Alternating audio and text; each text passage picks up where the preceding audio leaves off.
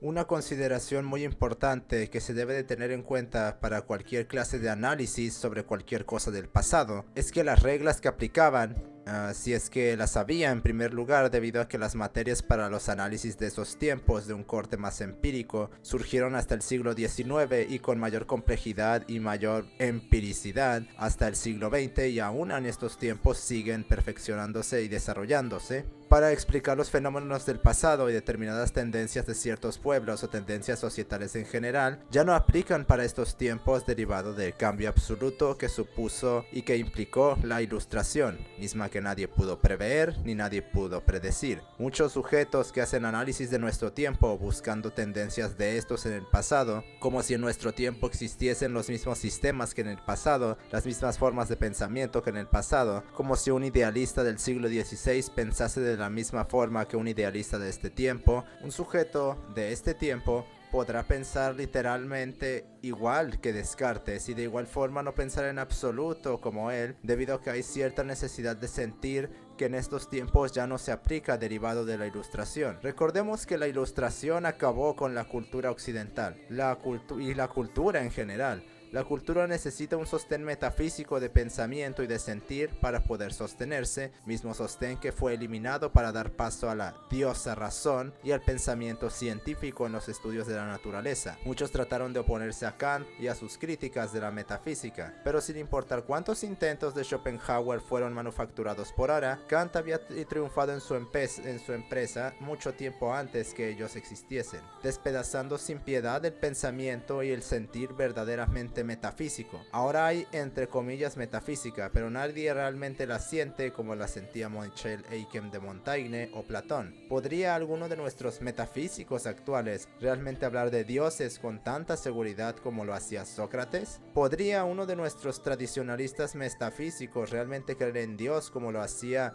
Montaigne? ¿Podrían cualquiera de esos sujetos que hablan de mentales realmente sentirlos como lo hacían sus creadores, como lo hacía Anaxágoras, como lo hacía Platón, como lo hacía Descartes? Muchos se llenan sus hocicos de metafísica en estos tiempos, pero no sienten esa metafísica, porque su racionalidad es tan bruñida que así den tantos razonamientos como les gusten, esas ideas parecenles absurdas, porque justamente todos los que alguna vez disertaron sobre metafísica no lo hicieron totalmente desde la razón. Hablaron de mónadas, hablaron de voluntades, hablaron de potencias del alma, pero no desde una racionalidad completa. Lo hicieron con esa voz del corazón, como diría Kubin, que si bien la defendían con razonamientos, tampoco es que esas disertaciones estuviesen muy lejos de la poesía, que de la epistémica. La metafísica antes de Kant era romanticismo, es decir, ignorancia, pero muy bonito, como se manifestó primeramente en el sistema del arte. La metafísica, entre si es que se le puede decir metafísica a lo eso, después de Kant, son caprichos y pucheros contra él. Cualquiera que hable de la mente en estos tiempos realmente no cree que eso exista. ¿Acaso sienten y creen en Dios? ¿Cómo pueden hablar de la mente si no creen en Él? Porque para realmente creer en esa clase de cosas uno necesita un sentir ciego como el de la creencia en Dios, cosa que todos ellos rechazan. Ninguno de ellos realmente cree que algo como Dios pueda existir, y el siquiera sentir sobre Él les parece una estupidez. Claro que se deshacen en loas diciendo que es muy bello ver a los hombres extasiados por ese sentir, mientras ellos muy acomodaticiamente no participan en ello porque saben que realmente les parece que es una estupidez. Pero para justificar sus intentos de manipulaciones de masas, tienen que ir y defenderlas. No es muy bello que el hombre que se cree muy racional tenga ese afecto por algo que no puede ver, entre comillas dicen. Eso es una forma muy discreta de llamarlos imbéciles. Si tan magno les parece, entonces deberían de participar en ello. Pero sabemos todos a dónde van los disparos cuando dicen esas cosas. Van por el grandioso dólar, su verdadero dios.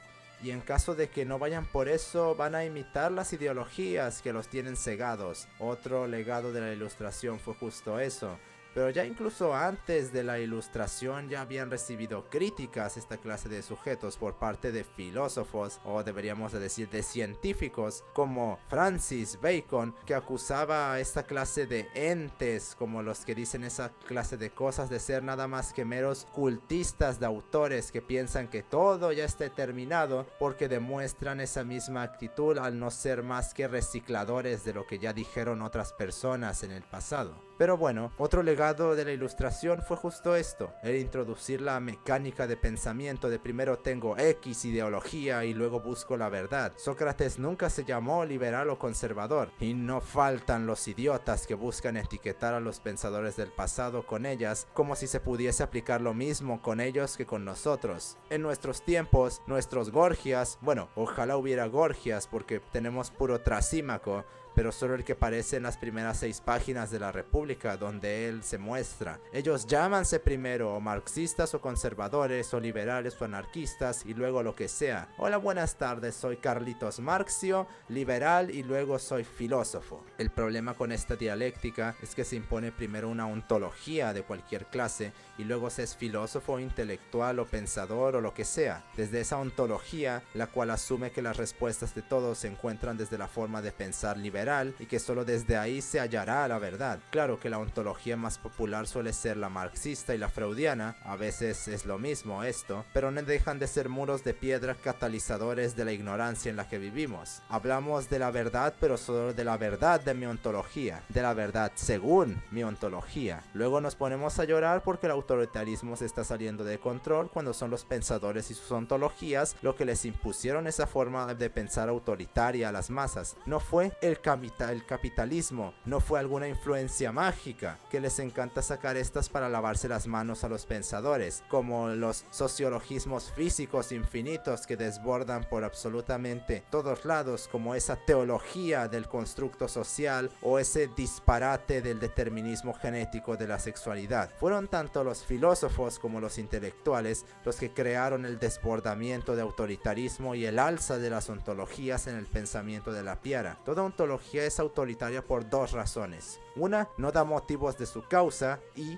no asume que no tiene que darlos porque es muy evidente que así son las cosas. Y 2, asúmese como absoluta y sin demostrar tal cosa. Si aplicamos estos 2 parámetros, notaremos que esto es la filosofía desde Kant. Todo el proceso tornóse muchísimo más ponderante con los freudianos, por ejemplo, o con los marxistas. En ambos sujetos encontramos los ejemplos más desregulados de esta forma de pensamiento, al apelar sin cuestionamiento alguno siquiera a los respectivos diáconos de su religión. Si queremos encontrar las causas del autoritarismo, todos esos que pónense a llorar por él, quizá y deberían de buscar las causas de ello en su espejo. Y esto sucedió de esta forma debido a que cuando la Ilustración finalizó, la identidad europea fue aniquilada y no había un patriotismo o nacionalismo, ni había una religiosidad ni una aura en el aire. Todo eso fue eliminado porque el pensamiento metafísico y ese sentir metafísico fue destruido, ya que la cultura fue aniquilada en la Ilustración. La cultura ya no existe salvo por muy selectos nichos muy exageradamente específicos que pululan en lugares perdidos de los estados, o si no están perdidos son meras atracciones turísticas. La cultura era el sustento para la metafísica y ese era el objetivo a destruir para la Ilustración, acabar con la metafísica verdadera mediante la destrucción de la cultura para imponer al yo como núcleo del pensamiento y del sentir de los organismos y de los pueblos. Occidente no empezó a morir desde su fundación en Grecia, agonizó con Descartes y Kant finiquitó el trabajo. A diferencia del pensar vulgar, que es el mismo pensar que el de los intelectuales, la metafísica no es algo totalmente racional. Necesita de un sentir específico que vaya en consonancia con la racionalidad que la trata de demostrar. Si uno lee una disertación de Leibniz o de Platón,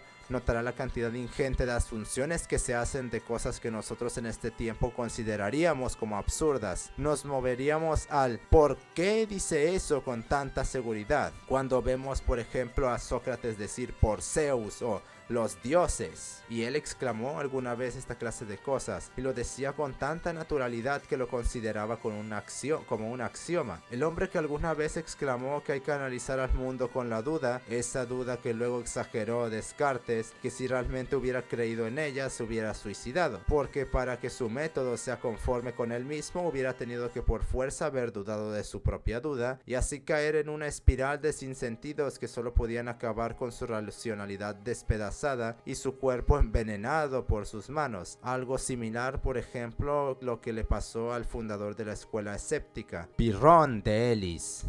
Descartes dudó de todas las realidades excepto por la que tenía que empezar, la suya. Es esa misma irracionalidad y esa falta de sentido, ese pensamiento de artista, si se quiere ver un poco más exacto el motivante principal de la metafísica. Ella no es racional, por mucho que los de ahora lo quieran clamar, y al no ser racional ya no podía operar para la diosa razón iluminista. De ahí que el liberalismo implica el suicidio, porque quiere imponer una racionalidad que anule a los sentimientos, y como bien dijo Miguel de Unamuno, el resultado de la racionalidad absoluta es el suicidio. La Ilustración hacia eso nos lleva, y sus fundamentos efilistas fueron cargados por el resto de la filosofía. La ciencia por fuerza inmanentemente lleva ya esta forma de pensar, ya que quiere ver la naturaleza en su desnudez total, y al verla tal como es, o tratar y querer más bien, observa que lo que hay es decepcionante. La realidad no con frecuencia, pero toda ella suele ser muy decepcionante. Lo es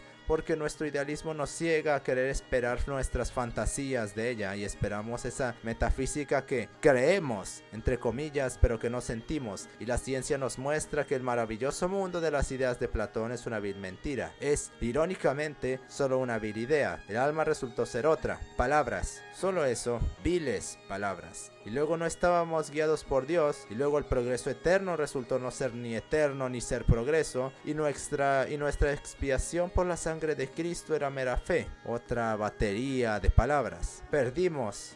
¿Qué va? Nos quitaron el sentir de todas esas ideas, y parécennos nada más que viles y vacuas ideas, en el mejor de los casos, risibles. Y para los defensores de ellas, ni en sus mejores sueños podrán siquiera acercarse al sentir de esos hombres del pasado que vivían bajo los sistemas conductuales de la cultura. Jamás nunca esta especie podrá decir sin temor a ser un hipócrita: yo creo en Dios, porque tales palabras serán balbuceos desesperados que claman piedad inmerecida ante la inmediatez de la oscuridad de nuestra historia. Unamuno alguna vez trató de crear una forma de hacerse una fe de corte metafísico, pero fracasó miserablemente, ya que la, entre comillas, imposición de la cultura que él acusaba que venía del pensamiento imperante de su tiempo, no era de una cultura. Eso había muerto hace ya mucho tiempo. Sus intentos de revitalizar la metafísica o la cultura fracasaron directamente, porque realmente para que pueda existir la cultura otra vez tenemos que regresar toda la sociedad a la etapa preindustrial. Por todo esto mentado, esos que claman del humanismo de este griego, del humanismo renacentista, de la filantropía griega o de cualquier concepto o cosa de esos tiempos como una explicación para los eventos de este tiempo, no hace más que una vil logomaquia. Si la Ilustración cambió las reglas del juego de toda la especie, no podemos olvidar otro aspecto fundamental de este movimiento,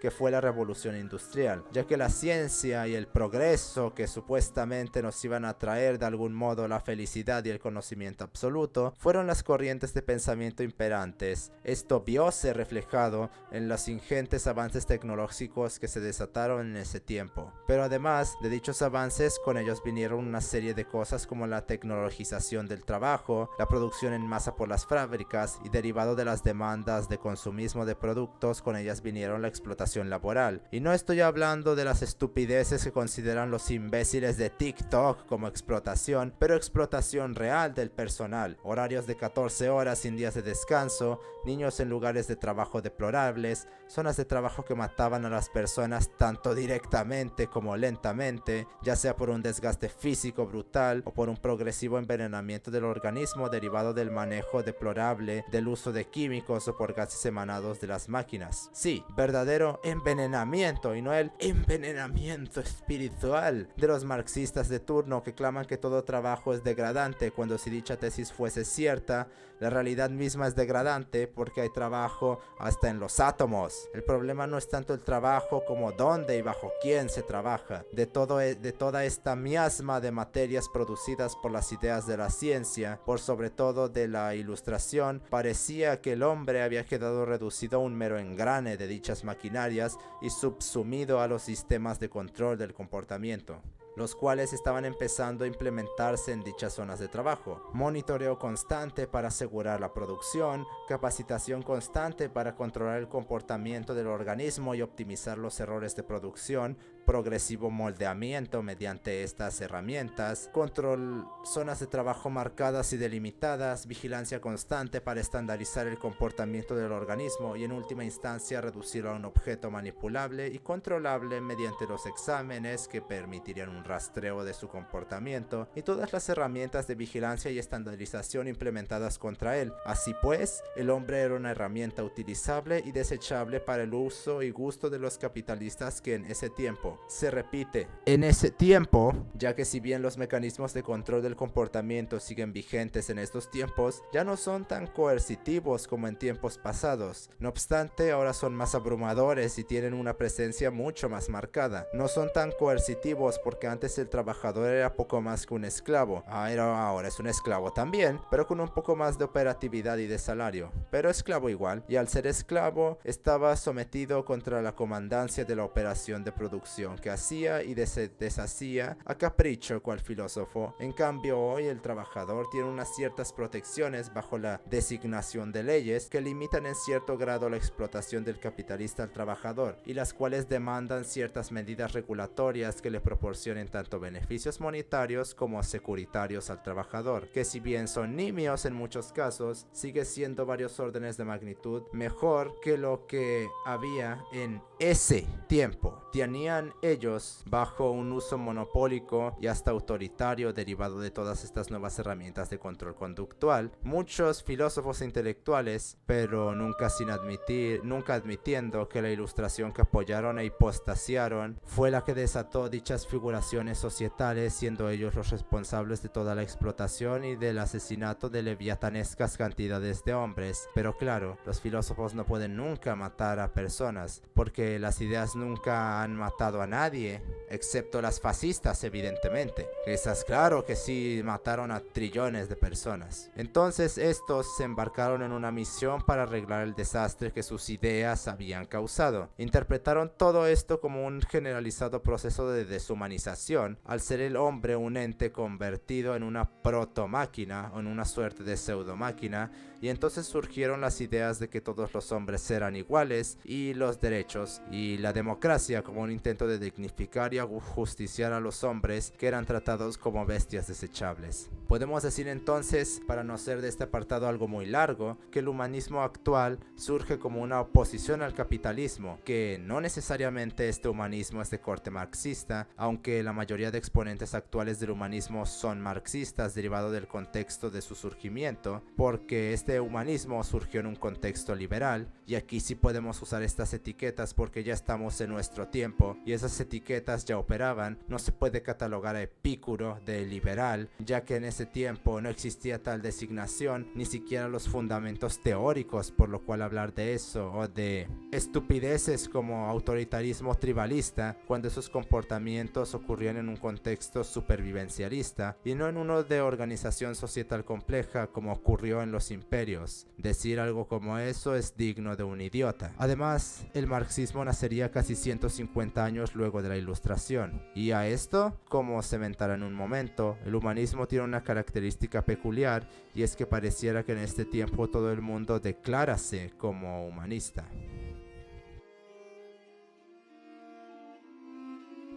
Luego de esta ligeramente escueta, pero de igual forma útil tesis sobre el origen del humanismo, caemos en cuenta de que el humanismo nació como una idea cuyo fin es una oposición al capitalismo, el cual también fue el resultado de la Ilustración, ya que el capitalismo solo puede existir bajo el sistema de gobierno democrático. Al este sistema tener como fundamento la libertad, solo el, entre muchas comillas, libre mercado, que ni es tan libre porque se funda en monopolios, puede tener sustento tanto material como físico para poder operar, algo que no existe dentro del régimen marxista ni el anárquico. Bajo el anarquismo, el fundamento del libre mercado, que es el monopolio, no puede existir al ser esto una estructura de poder que entra en una disputa irreconciliable con los postulados anarquistas. Y en el marxismo, su propio génesis es una suplantación del capitalismo. Una cosa a notar aquí es que una cosa es oposición y otra muy distinta es una disputa de suplantación, una disputación. La oposición no implica un reemplazo a algo e incluso no implica no usar los mismos métodos que supuestamente se están pugnando. Así pues, si yo me llamo antifascista, no implica que yo no puedo usar el fascismo como mecanismo para oponerme al fascismo, de la misma forma que si yo me llamo antifeminista, no implica que yo, como antifeminista, no use los mecanismos beneficiarios que le proporciona a la mujer dicho movimiento, o que de hecho los busque eliminar. La oposición hacia algo no es más que una careta ideológica para militar hacia ello, mientras postureamos que lo queremos destruir.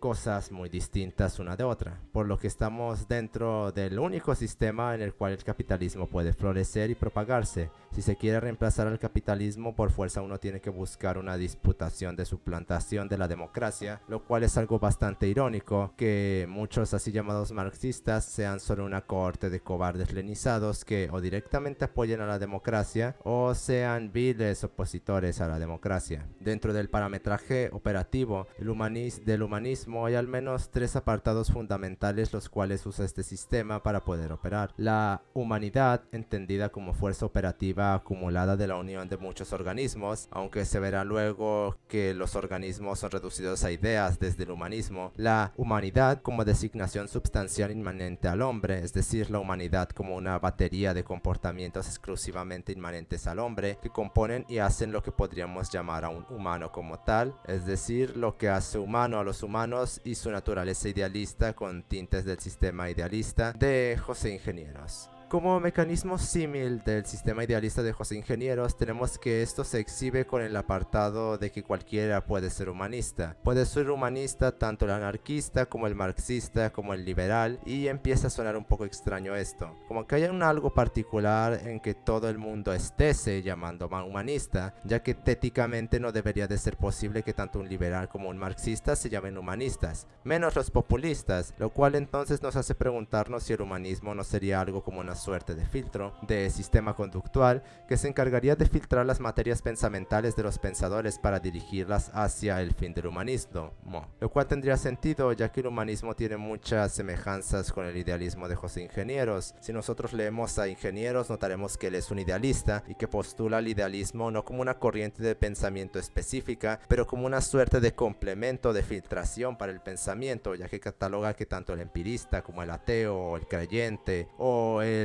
racionalista pueden ser ellos idealistas debido a que ponen el idealismo como la capacidad de visualizar y crear ideales con los cuales buscarían ser una perfectibilidad de las ideas generatrices del autor. Si es empirista, con el idealismo buscaría llevar al empirismo y los métodos bajo los cuales se los aplica a dicha perfectibilidad, que según el autor la perfectibilidad sería el acercamiento perpetuo a la perfección, siempre pudiendo acercarse un poco más a ella, siendo esto el concepto de límite similar al concepto de límite matemático, en el cual una determinada cantidad puede estarse acercando infinitamente a otra sin nunca llegar a serla, ya que considera la idea de perfección como anti-idealista, ya que la perfectibilidad implicaría que siempre es mejorable y por lo tanto siempre hay motivos para moverla más cerca de la perfección, cuando si se considerase perfecta ya no habría motivos para seguirla moviendo y por lo tanto amodorraríase y caería en la mediocridad. Para Ingenieros, los ideales son la fuerza motriz principal tanto del pensamiento, porque solo con los ideales uno puede superar la mediocridad que es estaticidad tanto de operatividad como de pensamiento e incapacidad de forjarse unos ideales, como de la acción, ya que solo el que tiene ideales puede cambiar las cosas, mientras el mediocre, que no los tiene, solo puede moverse por mero azar inercial, siempre siguiendo los ideales manufacturados por otros sin realmente entenderlos y mucho menos sentirlos. Pues bien, el humanismo operaría bajo la misma directriz, solo que en lugar de ideales estaría el concepto de humanidad, y bajo el prisma del humanismo, lo que se buscaría es pivotar a la humanidad de su deshumanización causada por todos los movimientos figuracionales sociales que se desataron por la Ilustración y principalmente la Revolución Industrial, que fue causa de la Ilustración, hacia un sistema que dignifique al hombre y que le permita mantener esa humanidad, además de que le permita desarrollarse sin tener que emular a una máquina, ya que la disputa principal, o debería de decirse oposición principal del humanismo, es contra los mecanismos de control y de supuesta deshumanización en contra del hombre que provienen del sistema capitalista, que se reitera que no necesariamente implica un apoyo al marxismo. Entonces, para dejar claro todo, el fin del humanismo es crear una fuerza motriz de unión de los humanos en una humanidad generalizada.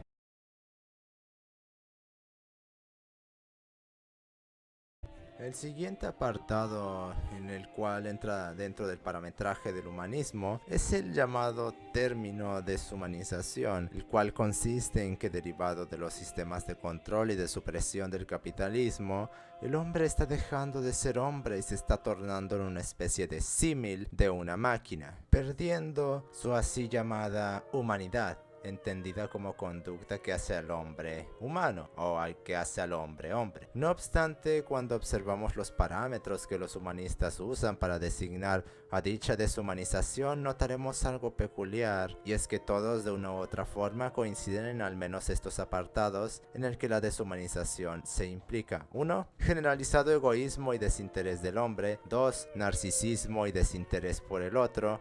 Hedonismo y nihilismo vital, apocalipsismo, materialismo entendido como desmesurada importancia y preponderancia por objetos materiales, cosificacionismo, y 6. Nakoikatsi existencial. De acuerdo, todos estos apartados son supuestamente lo que nos está haciendo menos humanos, con algunos admitiendo potros y otros llamándole de otra forma a estos. Y todos estos apartados nos hacen menos humanos, ¿según quién? Porque realmente ninguno de ellos son menos humanos que el comer o hacer música. El problema principal con el humanismo es que parece ver al hombre como un santo hiperidealizado, el cual está siendo absolutamente corrompido por el malvado sistema capitalista. Y de nuevo, gracias a esta forma de ver al hombre, seguimos perpetuando el mito del buen piarista de Jean-Jacques Rousseau, el cual supone que somos unos santos puros, pobrecitas víctimas, morando en un yermo que nos hace bestias. Ninguno de los apartados antes mentados realmente escapa a lo humano, porque absolutamente todos esos apartados fueron necesarios para mantener la existencia del hombre en los tiempos de las cavernas. Sí, ya lo sé, la biología, esa cosa que desde la sociología evidentemente no existe, y cómo va a existir, porque si existe la biología, entonces la mayoría de postulados sociologistas se vienen abajo. Es por eso que la biología no puede permitírsele existir, y también esa biología que a todos les gusta negar, porque se implicaría que de hecho tal vez no, la humanidad, lo humano no es tan bueno como realmente pensamos que es. El egoísmo como estrategia de supervivencia para prolongar mis genes, y dicho desinterés por el mundo derivado de que preocuparme por el mundo no es algo que realmente vaya a contribuir a mantener mi existencia mejor, dentro de algunos parámetros evidentemente, pero el hombre va a seguir destruyendo el mundo, así seamos Fallout New Vegas, porque fue condicionado en su historia de aprendizaje para no importarle su entorno más que para sobrevivir de él y nada más. Y decimos esto para no decir que somos parásitos del ambiente, porque nos suena muy bonito, pero ¿sería eso quizá lo más adecuado a comentar? El narcisismo, superposición del yo por el resto. Si pongo a los demás por encima de mí, se corre el riesgo de no poder tener una supervivencia que me permita pasar mis genes a la siguiente generación. El hedonismo porque es mucho más eficiente para el organismo mantenerse ocioso y limitarse exclusivamente a las tareas competentes para la supervivencia, que de hecho ponerse a hacer algo que implica una elevación de lo mundano, porque cualquiera que lea libros sabrá que eso no consume poco tiempo, que ni es algo grato las más de las veces debido a que no son muy agradables las cosas que uno se encuentra ahí, sumado al hecho de que ver Netflix requiere no solo de nada de esfuerzo, sino que implica un anti-esfuerzo, y en el apartado del nihilismo vital se aplica la misma lógica, ya que buscar trascender realmente no vale mucho, porque seamos francos, ¿realmente alguien piensa que volverse como Marco Aurelio en estos tiempos sirve para algo? Muchos dicen que para no ser como ellos, pero ¿y eso de qué sirve? Si, como bien dijo Pierre Agustín de Beaumarchais, mediocre y sabiendo arrastrarse uno llega a todas partes. La trascendencia o los ideales que nos sacan de la mediocridad, uno puede prescindir absolutamente de ellos y de igual forma uno puede tener una vida más o menos tranquila. La moral y el intelecto no valen nada en una sociedad en la cual la imagen es lo que importa. Y adivinen qué, esa siempre fue la sociedad. Según las ayudas y palancas, como le diríamos aquí, que tengas y según qué falsificaciones de la realidad seas capaz de imponer sobre otros, serán las directrices de tu éxito en la vida. Los artistas son el vivo ejemplo de esto. No son virtuosos en absoluto. Vivieron vidas nefastas llenas de excesos y de salvajismo, y de igual forma muchos murieron con millones en sus bolsas y otros más tienen muchos años y siguen con millones en sus bolsas. La virtud no vale nada para el éxito en ningún tiempo. Esa es la ley absoluta de la política. No importa qué tan bestia seas, mientras tengas contactos, cara, carisma o mera apariencia, llegarás a las nubes. Fuera de eso, el camino del virtuoso, del Marco Aurelio, Antonino Augusto, no vale para nada. Y es que ni para el conocimiento sirve, porque todo el siglo XX, todos sus pensadores, exceptuando muy, pero que muy puntuales casos, eran unos viles parásitos en todos los aspectos posibles. No tenían una moral bruñida, eran unas bestias fetichistas de los más aborrecibles, y de igual forma son venerados cual dioses por toda una caterva de imbéciles de esta especie. Tenemos a Michel Foucault, por ejemplo, un sadomasoquista adicto a las drogas, apoyante de la pederastía, e incluso se rumora que era uno, siendo esta mierda que es, bueno, que fue, porque ya está muerto, es un dios para muchos sujetos, y hasta incluso yo mismo he aprendido algunas cosas de ese ente, que sí, que será una bestia, pero igual escribió cosas que tienen materia. No necesitas ser moral para llegar a ser alguien en ningún apartado en esta vida, y el premio, entre comillas, del paraíso, si nos portamos bien, ¿en serio te lo creíste?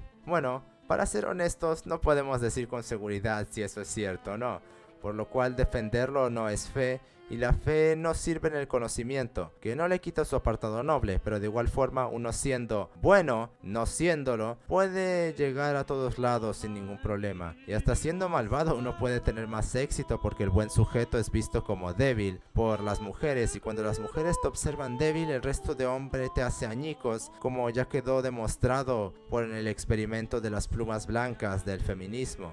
Quizá el apocalipsismo sería la única cosa que podría tener como fundamentación de esa supuesta deshumanización, de no ser que el apocalipsis siempre ha estado presente para la piara, que viene el fin del mundo por el juicio de Dios, que una vez llegada su hora descenderá de los cielos y vendrá el enfrentamiento final entre el bien y el mal, que llegada una fecha las fuerzas de la oscuridad vendrán y todo será consumido por ellas, para cuando no quede nada todo resurja en un ciclo infinito. Podrán todas estas cosas sonar como algo estúpido para nuestros tiempos, pero para la gente de esos tiempos era motivo de pesadillas, ya que realmente sentían ese peligro. Eso es la metafísica, eso es la cultura en acción, esa irracionalidad que los hacía apegarse a las normas del cristianismo. La cultura siempre implicó esa visión apocalíptica de alguna u otra forma, y todas las culturas han tenido su variancia de esto. No es algo realmente nuevo, aunque el enfoque quizás sí sea lo nuevo, pero de igual forma no escaparía a las normas de supervivencia antes establecidas. Si viene el fin del mundo por alguna razón, entonces ¿qué más da lo que hagas si todos vamos a morir?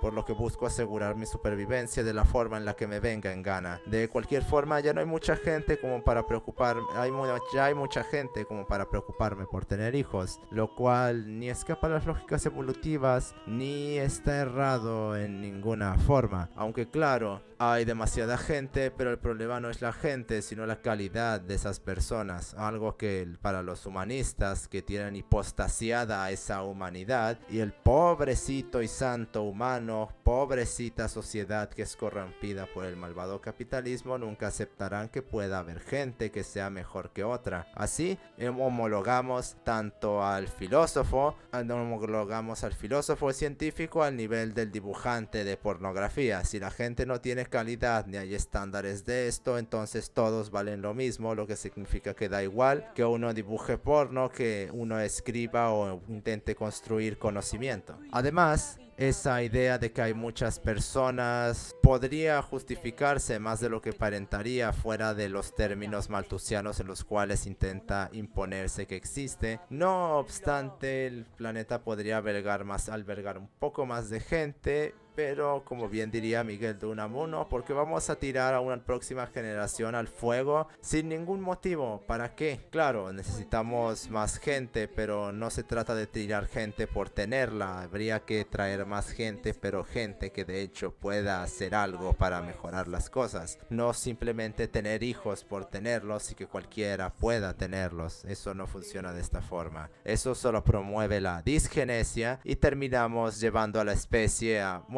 lo que está ahora, otra vez. Quizá el cosificacionismo es el preferido de la marxista parasitaria para buscar justificarse, y el argumento versa en que nos estamos volviendo materialistas por el malvado capitalismo, en una suerte de idealización del pasado, como si esto nunca hubiera ocurrido antes, como todo el pasado nos tomamos de las manos hasta que llegó el capitalismo, entonces era todo maravilloso, pulcro y magno. Pues no, niños, el mundo nunca funcionó de esa forma. La disputa que se le puede hacer a esto se resuelve muy bien en este argumento. No voy a sobrevivir con ideales, voy a sobrevivir con lanzas y mis recursos. Quizá para el marxista sea imposible imaginar que alguna vez de hecho vivimos en las cavernas, ya que para ellos la biología nunca existió y somos entidades que apuntan a una idea social. No obstante, para el que de hecho tiene cerebro, ocurre que no vivimos de ideas porque no vivimos en la acomodaticia burguesía de nuestro sillón como esos que les encanta hocicar de marxismo hacen, junto con las prebendas idealistas de la clase alta. Solo la clase alta puede permitirse el vivir de las ideas. No por nada los niños ricos han sido los que han hecho a la filosofía, y hasta Epicteto alguna vez estuvo en contacto con la realeza a pesar de haber sido esclavo. Y como bien lo dijo Jesús G. Maestro, las ideologías postmodernas están promovidas por clases privilegiadas y acomodadas que en su muy buena posición social pueden permitirse las divagaciones insubstanciales cuyo único fin es el de crear una moral para perpetuar la existencia de su grupo. Así tengan que cargarse a toda la sociedad y rehacerla de los huesos de las masas. Solo en la comodidad de sus gated communities puede aflorar el idealismo de los niños ricos que en su vida han tenido que mancharse las manos de sangre, pero que saben muy bien qué es lo mejor para el trabajador, viviendo de escribir mierda para el capitalismo de las ideas, que ha tenido una crecida muy exuberante debido a que su pedantería se ha contagiado a las masas, que piensan que por apoyar una idea mientras en sus celulares luchan en Twitter, ya están haciendo el cambio del mundo. Disputo con Maestro y subo la apuesta. No es el posmodernismo, es toda la historia de la filosofía, que en sus laureles han querido dirigir a las masas de los campos mientras los filósofos codeábanse con las aristocracias o las oligarquías, algo que en este tiempo tampoco ha cambiado, pero lo que ha cambiado es la manipulación de masas que ejercen ellos. Mientras se dan golpes en la espalda y se deshacen diciendo mi pobrecita humanidad o mi pobrecita sociedad, van y escúpenle a la cara a los sujetos que odian y detestan, que son esos mismos trabajadores que van y compran sus libros. El que quiere lluvia tiene que lidiar con el lodo. Esa cohorte de bestias toman sus libros, se limpian el culo con ellos, meten el lodo y se lo meten por el culo, se lo sacan por la boca y se lo meten por las orejas a toda esa cohorte de piaristas pedantescos, casi tanto como ellos, que les compran esa mierda que llaman conocimiento, que supuestamente está en ese montón de escoria que llaman libros. mientras la sociedad se quema por esas mismas ideas que ellos han promovido, que sus precursores promovieron y que sus descendientes promoverán, lanzando las cargas a quien se ponga delante, buscando lavarse las manos de todos los problemas a ellos que ellos le han causado a la sociedad en nombre de la verdad, entre comillas, que se quiere clamar que en nombre de la supuesta verdad de una cohorte de dictadores ya no se busca. Cuando quienes les metieron las ideas de una sola verdad para cada hombre fueron justamente los propios filósofos que fueron a militar para proteger las ideas de sus mecenas, mientras clamaban a gritos, llegando al máximo insulto hacia esta especie con el marxismo, una ideología creada por un parásito descendiente de la élite del rabinado alemán y el industrialista de Engels. Claro, muy preocupados estaban por el trabajador, y así nacieron los pedantes que vemos por todo internet, que muchos quejanse por las miriadas de mamadores que hay, mientras los hombres como esquizofrenia natural o dementio son de hecho los que están creando los parásitos iluminados ultra despiertados que créense directores de la especie, ellos junto a toda la cohorte de pendejos seguidores de Freud en su infinito dogmatismo sectario y toda la otra cohorte de idiotas útiles de tantas variopintas distintas ideologías que de alguna manera todas convergen en ser socialistas en mayor o menor grado. Mientras ellos y sus huestes de pasguatos siguen defendiendo la rajez que nos metió en esta espiral insubstancial de sufrimiento sin fin, en nombre del bien común, de la verdad, del conocimiento y todos esos significantes flotantes que les encanta sacar para justificarse. Todo en nombre de la especie. Es esta basofia la que fundamentó esa idea estúpida de que de alguna forma vivimos en el pasado tocando el laúd todos nosotros y que cuando llegó el capitalismo nos metimos a las fábricas todos. En el pasado y en toda la historia de esta especie, los únicos que han podido vivir de las ideas son los parásitos, esos que llaman filósofos, esos bestias llamadas intelectuales, mientras a nosotros nos toca sangrar por migajas, para luego los que nos dejamos 4 horas de sueño al día estudiando su mierda, repetir el mismo proceso al percatarse que de hecho merecen que les tiren a las masas esa mierda. Cuando impera el salvajismo, no hay tiempo para pensar, hay solo tiempo para la guerra, y el salvajismo es eterno en el hombre. Cuando las lanzas no bastan, entonces necesitaremos armas. Cuando eso tampoco sea suficiente, se hará con otra cosa. El hombre es bestia de guerra porque las mujeres que tanto idealiza no iban a ser protegidas por un pasguato que no puede cargar ni el peso de una garrafa de agua. Atrévete a ser débil y te tocarán las plumas blancas. Luego, mucha suerte si las mujeres te permiten sobrevivir luego de eso, porque el que tiene la marca de la cobardía, los que tienen las negras, los despedazarán sin piedad.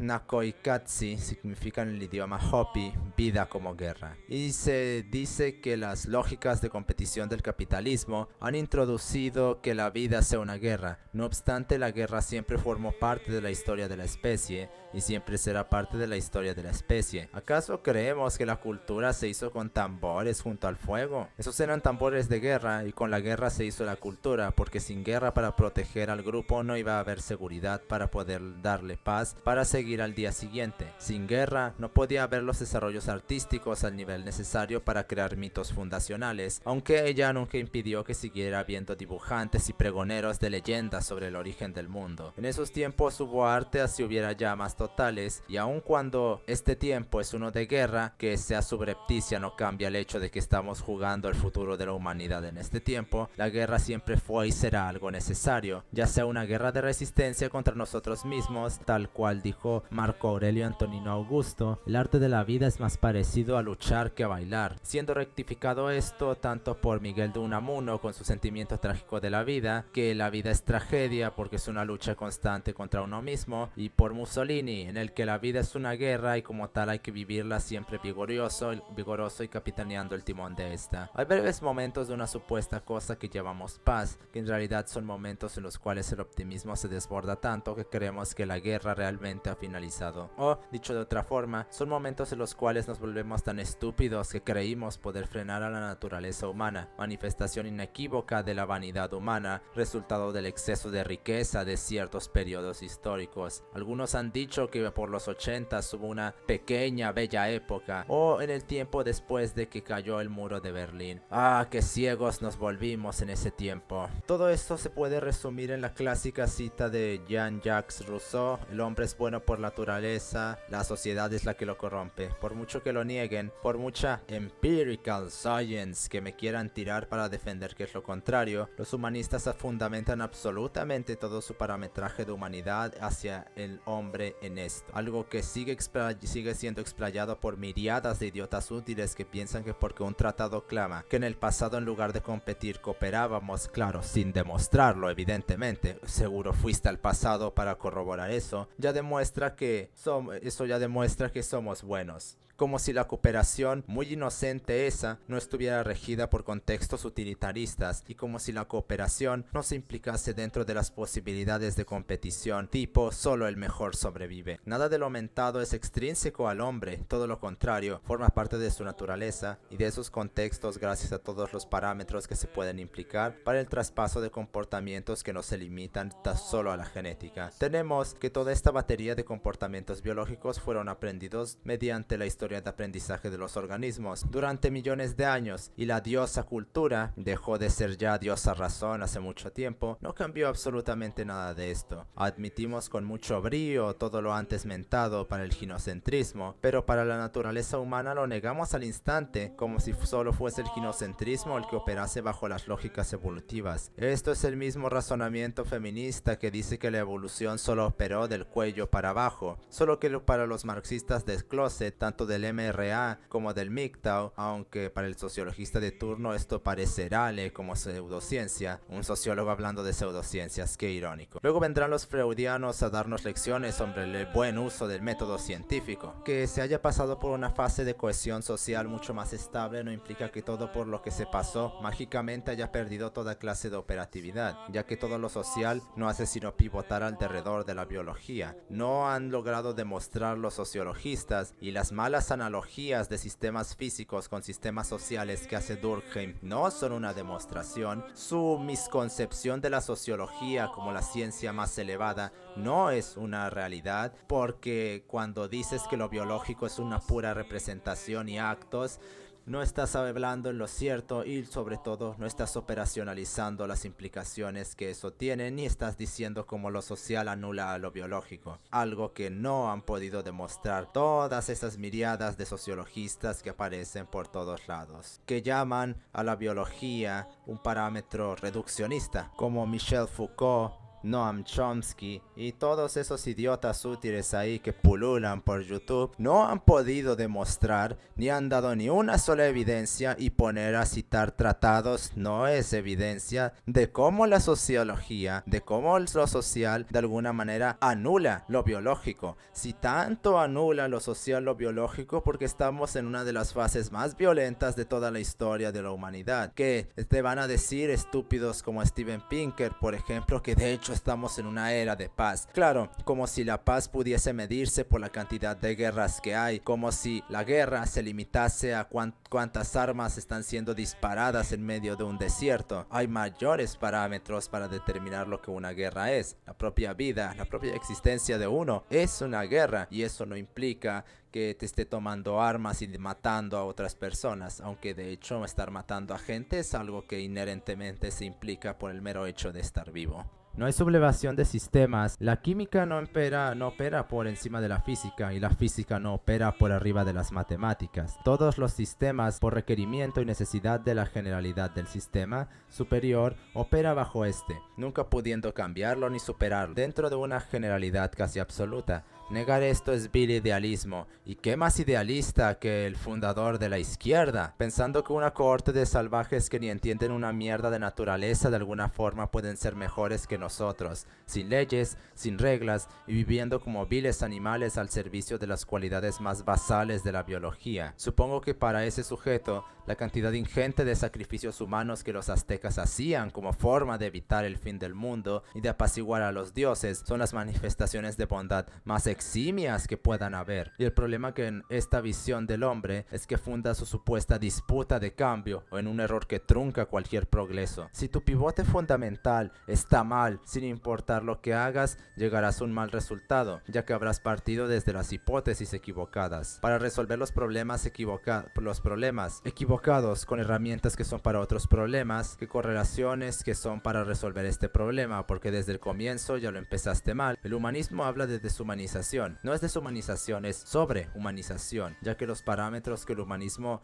acusa de ser no humanos, váyase usted a saber de quién son entonces o de qué, son de hecho partes fundamentales de lo que nos hizo y nos hace humanos. El problema con ellos es que se están desregulando y saliendo de control en cuanto a su reforzamiento y tasa de respuesta. No son ni Rousseau ni Hobbes los que tienen una visión más cercana de la naturaleza del hombre. Fuera del conductismo, sí, esa única ciencia del comportamiento que se la pasan negando para favorecer al negocio tanto del psicoanálisis como del cognitivismo como de la metafísica, que todos esos tres no son más que un vil negocio. Es el cristianismo el que tiene quizá la visión más acorde con la naturaleza del hombre. Esta religión entendió muy bien algo que los filósofos parecieron no entender o directamente negar en pro de sus negocios epistémicos, y es que el hombre, para poder llevar una buena vida, necesita de un sometimiento moral severo para poder dirigirse rectamente en la vida. Por ello, el reforzamiento de la idea de un Dios que castigaba y de un infierno que aguardaba para esos que no se sometían, porque supo reconocer que el hombre estaba enfermo por naturaleza y que desde su propia concepción ya estaba contaminado por la oscuridad. Si bien el origen de dicha oscuridad es metafísica, Mainlander también hizo su origen del universo con metafísica, y las similitudes entre su teoría del nacimiento del universo con la teoría científica del origen del universo en líneas generales son lo mismo. Pasa lo mismo con el cristianismo, que considera que el hombre está enfermo desde su nacimiento en postulados metafísicos, pero que de igual forma en líneas generales no dista para nada de la ciencia, que el hombre tiende al vicio por fuerzas del mal, cambia fuerzas del mal por hedonismo y ahorro de consumo energético y tienes tu respuesta, que el hombre es corrupto por naturaleza por el pecado original, cambia pecado original por evolución y tienes la respuesta, que el hombre es asolado por fuerzas del mal para desviarse de la buena vida del camino de Dios, pues cambia fuerzas del mal por contingencias y si quiere suprime a Dios de la ecuación y ahí está la respuesta. Rayos, maldita sea, es que en líneas generales y hasta en líneas específicas en algunos casos el cristianismo, la epistemología biológico-conductual cristiana tiene mucha más certeza del comportamiento natural del hombre que la sociología y la psicología, lo cual dice mucho sobre la condición ideológica de dichas disciplinas. Y entonces, sabiendo eso, y además de que el hombre hace de cualquier cosa su moral, postuló una serie de directrices para guiarlo a una vida recta moralmente y así encaminarlo hacia el reino de los cielos, solo que podríamos simplemente decir que lo encamina a una vida estable. Ahora que la filosofía nos ha quitado la posibilidad de verdaderamente creer en Dios, y en algo se cree en función de que también se le teme, y en sentirlo tal y como sentían la cultura las poblaciones salvajes del pasado, nos quedamos en una miseria moral sin precedentes. Para cambiarlo y abrirle paso a la diosa razón del hipócrita de Kant, tuvose que recurrir a la destrucción de todo el mundo antiguo. La Revolución Francesa, resultado final de la Ilustración kantiana, es una literal revuelta del hombre contra Dios, siendo acicateada por los muy santos filósofos e intelectuales que ellos nunca pueden hacer nada mal, porque como son filósofos y son intelectuales, ellos no tienen nunca ninguna clase de interés, porque como sabemos que el conocimiento elimina la maldad del hombre, el rey, descendiente directo de un linaje divino, siendo derrocado y a su gobierno para implantar el gobierno de las masas, el vulgo sitiando el trono de Dios no para reclamarlo, pero para acabarlo e incinerarlo. Los intelectuales realmente no se han puesto a ponderar en verdad qué demonios significó la Ilustración y la Revolución Francesa para toda la especie en general, y sobre todo para Occidente. Simplemente venla como si se tratase de uno de los acontecimientos más eximios jamás ocurridos en la historia de la humanidad, siendo ofuscados por el blablismo idealista de Kant, no viendo detrás de la cortina lo que se estaba cociendo realmente, y viendo todo el festival de mierda metafísica, esa mierda de colores seguidores que se festejó con fanfarrias durante ese periodo histórico. Algo interesante de notar es que desde ese periodo, mirar hacia arriba pensando que podría haber alguien tirando de los hilos del mundo empezó a considerarse como un absurdo sin fundación. Algo bastante conveniente para la gente en el poder sería justo esto: hacerle pensar a las masas que nada está controlado, todo es mero azar. La Biblia de la biología fúndase en este postulado, tratando de teólogo sectario a quien se atreva a siquiera pensar que la vida surgió por algún motivo, porque evidentemente quien piense de esta forma no puede ser sino un cristiano, porque tal parece que lo que comprenden estos idiotas como religión es solo cristianismo, como si fuera la única que existiese. Uno de esos malvados cristianos que les encanta quemar el conocimiento, como por ejemplo a Francis Bacon, solamente el creador del método que usan para hacer sus religiosas ciencias. Es evidente que hay excepciones como Gabriel Tarde, pero en estos tiempos lo que Tarde dijo es considerado una conspiración. Alguna vez dijo que en la sociedad los que creaban los movimientos sociales era una pequeña selecta cohorte de hombres que él llamó élite, que no necesariamente se refiere a una élite económica, que creaban movimientos, ideas, las diseminaban por la sociedad y la sociedad las modificaba, pero siempre siendo pivotadas por esta pequeña élite. Algo como esto, defenderlo en estos tiempos es considerado como una conspiración, y pues cómo no va a ser considerado como una conspiración, ya que es evidente que todo ocurre por azar, como nos dijeron nuestros grandiosos biólogos, como lo dicen nuestros grandiosos psicólogos y como lo dicen nuestros grandiosos sociólogos y nuestros grandiosos filósofos. ¿Cómo demonios puedes construir conocimiento cuando todo ocurre por azar y mantener ambas posturas? ¿Quién sabe? Ellos lo más seguro es que lo sepan de alguna manera, lo cual no tiene ningún sentido. No hay ciencia sin leyes y no hay leyes en el azar, por lo cual carece de cualquier fundamentación lo que están diciendo, pero a su vez se lo toman en serio. ¿Cómo eso tiene algún sentido? Ahí le invito a quien escuche esto a romperse la cabeza intentando encontrarlo. En estos tiempos ya es tarde para tarde. Si vemos la ilustración en todos sus puntos, es esto y no la revolución industrial, como dijo Theodor Kaczynski, uno de los, sino directamente el peor evento que ha ocurrido en toda la historia de esta especie en todos sus apartados. Y Kant, ese sujeto, si bien hizo grandes aportes al conocimiento, mismos que son ignorados en su mayoría, ya que de haber sido escuchados la metafísica ya no tuviera ninguna clase de operatividad en este tiempo, que es verdad, no la tiene, pero yo estoy hablando de toda la metafísica en general y no ese sucedáneo de copeo que llaman metafísica. No podemos obviar todo el daño que ha causado su movimiento, siendo entonces este bien catalogado dentro de la categoría de genio malvado.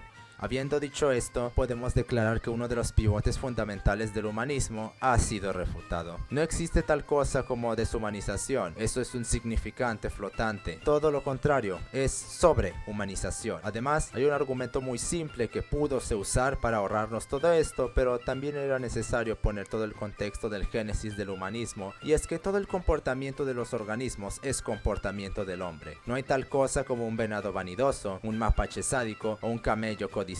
Todos los términos que nosotros usamos para designar a los comportamientos de los organismos son términos para designar exclusivamente a comportamientos humanos. Los animales no tienen el mismo comportamiento que nosotros porque carecen de las mismas capacidades de procesamiento de información, de inteligencia, pues que nosotros no interpretan una interacción de la misma forma que nosotros y evidentemente no son nosotros, por lo cual hablar de comportamientos no humanos cuando hablamos de cosas como la deshumanización carece de cualquier sentido. ¿En qué nos estamos convirtiendo entonces? Porque si estamos dejando de ser humanos, ¿qué somos entonces? ¿Animales? ¿No somos eso ya? ¿Bestias entonces? ¿No es eso también una suerte de animal también? Eso puede designar tanto a una bestia salvaje como a un loco, como a un imbécil por la calle. Si los humanistas dicen que no estamos dejando de ser humanos, solo queda que nos estemos haciendo animales. Y el problema es que eso ya lo somos. Entonces, ¿en qué demonios nos convertimos según ellos? ¿En metafísica o qué? Háganme el favor. Si esto es historia de la psicología de primera clase, la crisis de la introspección del comienzo del 20 que dio como resultado el génesis del conductismo, debido a justamente este problema, humanizar el comportamiento de los animales e intentar adivinar sus supuestos pensamientos mediante el método derivado de las primordiales investigaciones empíricas sobre el comportamiento humano de Wilhelm Wundt. Aquí se quiere regresar a ese intento de psicología que, si bien en su tiempo por el mísero desarrollo de esa disciplina, tan siquiera podría catalogarse como algo de valor histórico, pero que en este tiempo sígase queriendo recurrir a ella cuando Watson y Skinner fueron, luego de Wilhelm, es simplemente una gnotologética de lo más execrable y vil, digna, irónicamente, de un humanista. ¿No es hermoso, no solo hermosos esos pensamientos intrusivos que nos llegan, que nos dictan lo maravilloso que era el mundo cuando estaba lleno de maravillas? ¿No es acaso la idea de que podemos superar a la biología y hacernos mejores, una idea que nos inspira a buscar mejores cosas? ¿No es acaso nuestro más grande sueño el finalmente observarnos y poder clamar sin miedo de duda que ya no somos animales, pero algo superior y sin ayuda de las máquinas dentro nuestro? Qué grandioso y espectacular suena todo esto, ¿no es verdad? El único problema que se nos presenta es que son justamente eso, vacuos pensamientos sin ninguna clase de posibilidad de hacerse reales, porque realmente no es posible lograr eso. ¿Acaso pensamos que con la biología nos podremos alejar de ella, o que con ciencias inferiores como el conductismo o la sociología podemos llegar a mejor sitio? No tenemos otra opción que el posthumanismo para curar a la enfermedad que es esta especie, pero eso no es más que otro nombre y una forma gradual de extinguir a la especie, y eso sería una admisión de nuestra inmanente febledad. Rindámonos. Sería admitir que no podemos pelear contra la biología, pero si vamos a pelear contra ella, no podemos pelear desde la física, es desde el comportamiento y la sociedad desde donde tenemos que pelear. Una lástima que los que llamanse a sí mismos humanistas no sean más que representantes de la física, porque lo que ellos llaman humanidad no es más que la humanidad que les interesa observar, que les conviene observar. ¿Por qué será que todos los humanistas confiesanse como tales para absolutamente todos y en sus discursos pareciera que les desean la muerte a ciertos grupos? El término humanidad no es sino el intento de un puñado de manipuladores de masas de hacer un blanqueo filosófico al tribalismo, porque si realmente expresan lo que dicen fuera de sus textos, sí, mucho amor a la humanidad, hasta que esa humanidad no me escucha, hasta que esa humanidad no me obedece, hasta que esa humanidad es afín a ideologías que a mí no me benefician, como el fascismo, por ejemplo. Sí, tanto amasen a toda la humanidad en su conjunto los humanistas, ¿por qué odian a personas? ¿Por qué desprecian a grupos? Y sobre todo, ¿por qué tienen preferencias ideológicas que prefieren ver en la gente con la que se juntan? Se dijo al comienzo de esto que el humanismo era un complemento discursivo, pues ese mismo humanismo no está separado de la ontología de donde proviene dicho humanismo. Este humanismo no es por sí mismo. Desde Kant ya no existe este filósofo filosófico o filósofo ontológico, el cual buscaba la verdad desde un sistema puramente filosófico. Todo filósofo o pensador desde ese ente siempre viene acompañado de alguna ideología. El filósofo ya no busca la verdad desde una ontología pura, la busca desde una ontología ideológica, ya que pareciera que busca una verdad según, una verdad conforme con un sistema político, como si tratase de hallar una verdad para validar un sistema político. Así ellos lo nieguen, o por mucho que lo oculten,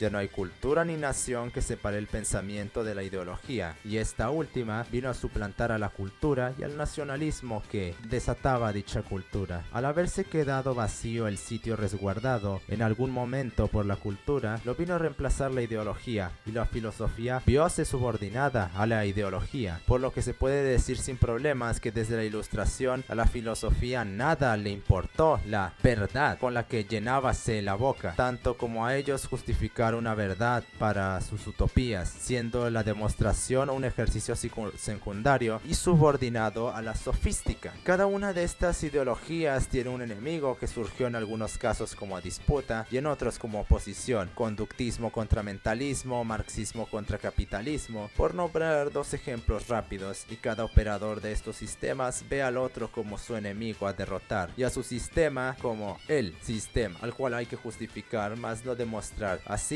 peleando por la conveniencia del sujeto y bajo añagazas algunos de supuesta lucha por todos, ¿qué liberal va a apoyar al promotor de la censura? Díganme ustedes. Caemos en cuenta de que el humanismo no es sino un tribalismo ideologizado que supuestamente busca luchar por todo el mundo, cuando de fuerza, de progreso y de unión por algo mejor, solo observa a esos que forman parte de la humanidad, que es determinada según el capricho del autor, según la ideología que tenga. De esto se puede derivar que la humanidad del socialista no es la misma humanidad que la del conservador, ni la del conservador la misma humanidad que la del anarquista. Humanidad es humanidad según la tribu o grupo, si lo prefiere. Y qué grandioso sería que no fuese de esta forma, y que fuese según nos claman de que sí, oh sí, toda la humanidad. Basura. Lamentablemente cada uno de ellos tiene ese que detesta, ese que busca acabar con él, y esto no se puede acusar de una suerte de proyección, ya que aparte de ese término formar parte de la batería de estupideces psicoanalíticas, no es un término operacionalizable al manejar una materia conductual, que decir que es teórica sería decir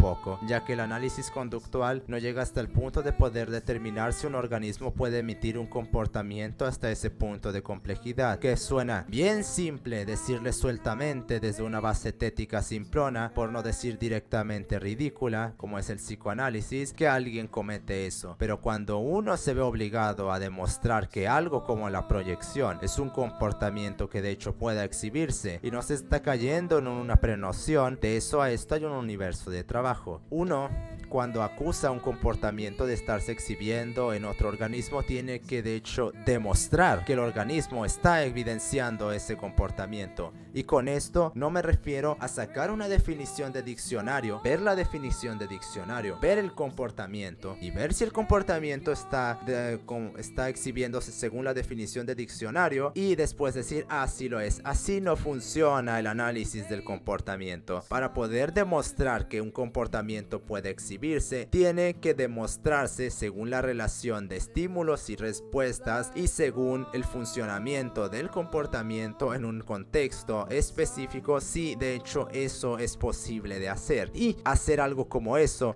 es mucho más complejo que sacar un diccionario. Y con todo esto, no quiero salirme por la tangente y decir algo tipo, ay, estos malvados y yo el santo. No se trata de yo, ellos, yo no y ellos sí. Se trata de yo sí y ellos también. Esto no es algo el cual pueda escapar nadie y no voy a irme a poner como algo que no soy. Yo también formo parte activa de esto porque desde mi punto de vista, que será escueto, pero es más amplio que el de millones, puedo ver que hay gente ahí fuera con ideas que están dañando o directamente matando a gente. Porque desde donde estoy puedo ver cosas que otros no son capaces de imaginar siquiera, y desde aquí puedo decir que en este mundo hay gente que merece estar muerta por todas las abominaciones que le están haciendo a todos. Pero no me vengan con su puta hipocresía, que todos saben que hay gente que merece estar muerta. Eso es mero conocimiento general, y quizá podrán achacarme que lo que digo es desde acá, y sí, lo digo sin problemas. Yo hablo desde aquí así como tú hablas desde allá, pero el hecho de que todos estemos con los pies en el mismo lodo no significa que algunos no miremos a las estrellas y que otros no busquen llegar a ellas. Aquí nadie se salva. No existe el santo filósofo que obra así por mero obrar. No existe nadie que obre de esa forma, sea santo, científico, filósofo, artista o lo que sea. Todos obramos desde una personalidad o individualidad que desde el vamos se mueve por interés. Así sea un interés altruista, sigue siendo interés y sigue siendo egoísmo porque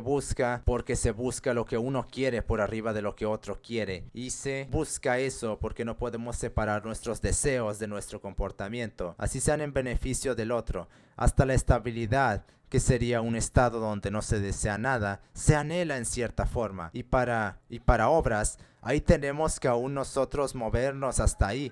Lamentablemente esto ya sería por motivos de nuestra naturaleza. Niéguenlo si quieren o increpen a quien quieran increpar. Nadie escapa a la operación por el interés y el filósofo tampoco. Algunos tendrán un fin noble, otros directamente quieren ver al mundo en llamas. Pero así hasta el más santo busca movilizar sus discursos para algo más que un educar y la verdad. Y esto último aplícase más para estos tiempos obscenos y depravados en los cuales decir que cualquier cosa se hace ya no es pesadilla. Eso son los buenos sueños, porque las pesadillas están reservadas para el patrio trasero. Si quieren seguir siendo manipulados entonces por una corte de imbéciles que sin ningún problema los van a matar una vez lleguen al poder y se sienten que aman a todos cuando evidentemente exhiben que desprecian a otros, pues entonces ya será su problema dejarse engañar por ellos. No se trata de malos, buenos,